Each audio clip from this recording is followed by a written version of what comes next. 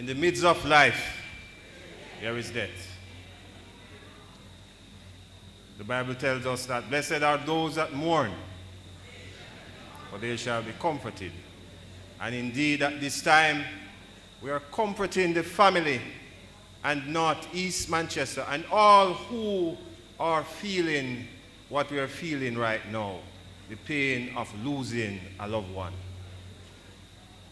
It has been already said by all the speakers how much of a inspiration, a resourceful, a helpful Peter was, what one would call a philanthropist. Peter was unique with not just his disability, he was unique from the heart. And that is why we are seeing today persons turn out from left, right, and center, and all scores just to show their love and appreciation for this man. You know, we at this time have to acknowledge that when you lose someone like Mr. Powell, there is a void that is not easy to be filled. To tell you the truth, if Bigfoot was alive today, it would be a toddler compared to Sir Peter. I remember the first time me and Peter went on the road, and we were coming from Mandeville. Peter stopped and bought a cup of soup, and he asked me if I wanted one. I said, yes, man, sure. But while we were drinking the soup, he started to, because we were in the vehicle, Peter started to move the vehicle.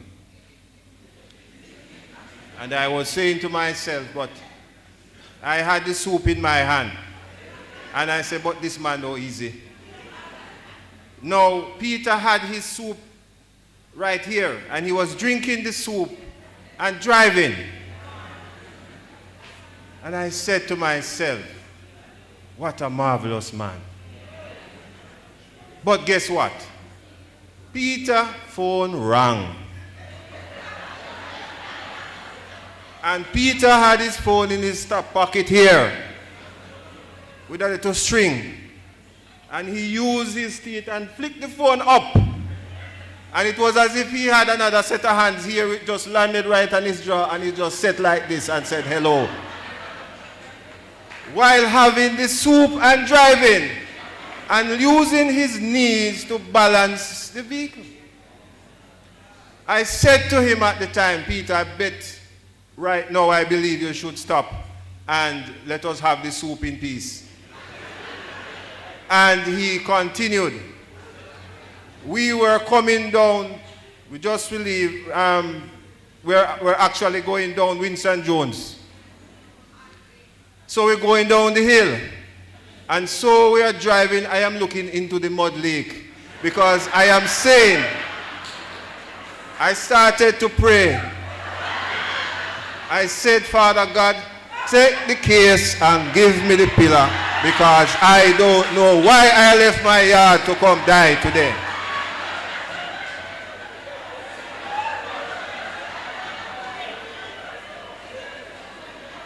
But you know what? He went through, and it was quite okay. After that I realized that this man, the hands that he had 4 hands somewhere else. Because trust me, don't let those 2 little nooks fool you. Peter was something special.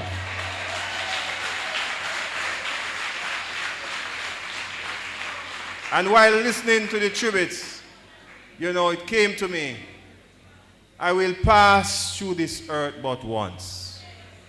Anything that one can do, let me not differ, nor neglect to do so, because I will never pass this way again. That was Mr. Powell. But while Peter was somewhat one that would not like anyone to consider him to be a handicap, no, he went above and beyond to prove himself that he was able to do everything. But I must say to you that him having time, when him use up that ability, if you are driving with him and you go into a parking lot and you see the handicap parking station, he is the first man that will ram the vehicle into it and step out of the vehicle and slam the door and say, yes, you guys go find park now. And he would always use that against us because there is always that vacancy for the handicap. So he utilized it there. Also, there was another time when Mr. Powell was coming through Clarendon. And it happened that it was maybe sometime after 7, after 8. A police vehicle was driving behind the truck and put on the siren and indicate that the vehicle should pull over. Anyway, the vehicle pulled over. The police came out of the vehicle. When they came to the front of the vehicle, they realized that there was no one around the steering. Mr. Powell was sitting upright in the passenger side of the vehicle. The police started to wonder where the driver went, and he said to Mr. Powell after he opened the door, "Where is the driver?" Peter replied, "Boss, it's a drive me back down the road, you know."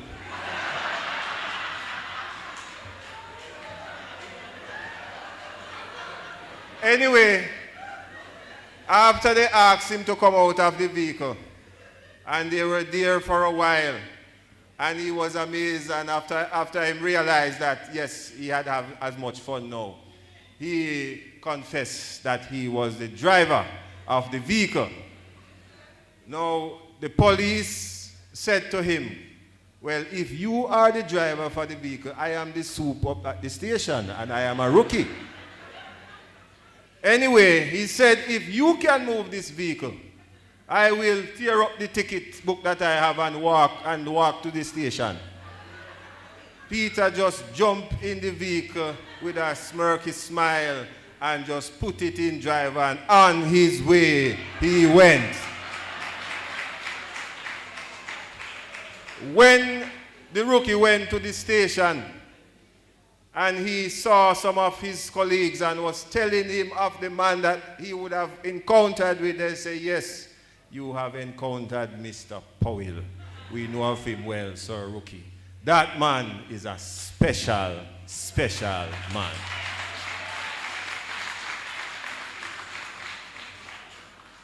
Ladies and gentlemen, I would want to take this opportunity at this time to say to the parents of Mr. Powell, thank you for instilling all of those special values that allowed him to be the man that he is or was today.